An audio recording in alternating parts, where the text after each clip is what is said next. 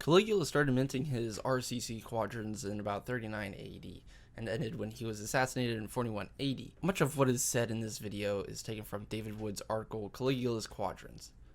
Now, artistically speaking, this coin does not have a lot going for it, but on the other hand, the mystery behind the actual purpose of this coin does make up for that. For now, let's go over the actual coin. Like I said, nothing extraordinary to look at here. All the letters and the legends are visible.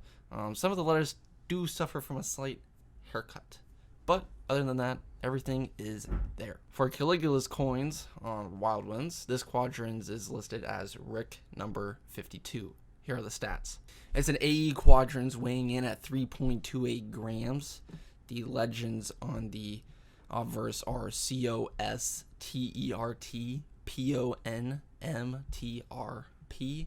4 I's, and 2 P's at the end. All this surrounds the very large letters RCC. If we flip the coin over, we got C, Caesar, DIV, AVG, PRON, and another AVG, encircling a liberty cap, i.e. the Pilius, which we'll get to later. The Pilius is flanked by the letters S and C, S on the left and C on the right. Wild Winds actually lists 4 different legend types for this particular coin. It's got Rick 39, Rick 45, Rick 52, and Rick 54 ADD. Coin down, let's talk business.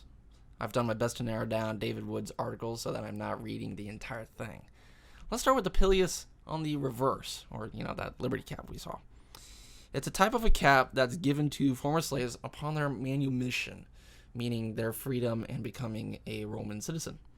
The S and C is on either side of that Pilius, surrounded by C, Caesar, Divi, Augustus, Pron, Augustus. The English translation of that comes out as Gaius Caesar Augustus, great-grandson of the deified Augustus. On the obverse are the letters RCC, also surrounded by a lengthy legend. Let's talk about that RCC real fast.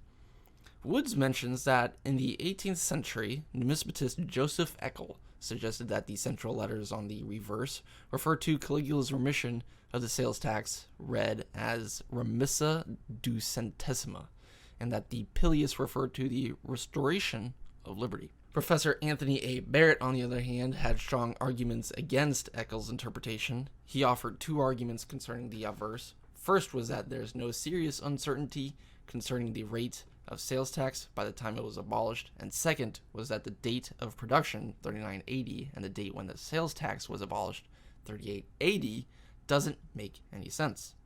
Barrett went on to offer 3 more arguments concerning Eckel's interpretation for the reverse, but those arguments are basically restated as the obverse arguments. Barrett then went on to offer a new interpretation for the obverse. He tied the iconography of the reverse, i.e. the Pilius, to the Pilius, on a couple of denarii celebrating an execution of a certain individual. One of the denarii being the Ides of March denarius, and another minted by Galba, but both actually feature the pileus surrounded by daggers.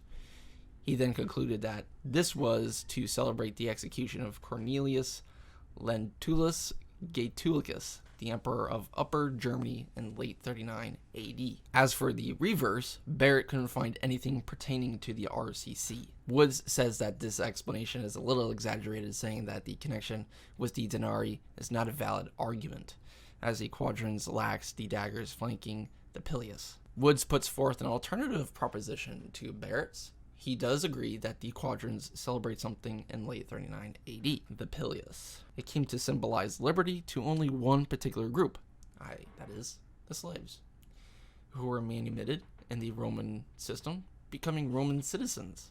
It is arguable, Wood says, that Caligula chose to depict the pileus on his quadrans in order to celebrate his new policy of strictly enforcing the rules for granting citizenship after, some issues with Gaul citizens who falsely claimed Roman citizenship. David Woods then wraps up the article explaining the RCC as it ought to contain some reference to the protection of the rights of Roman citizens. So he suggests res civium conservatae, or in other words, the interests of the citizens have been preserved.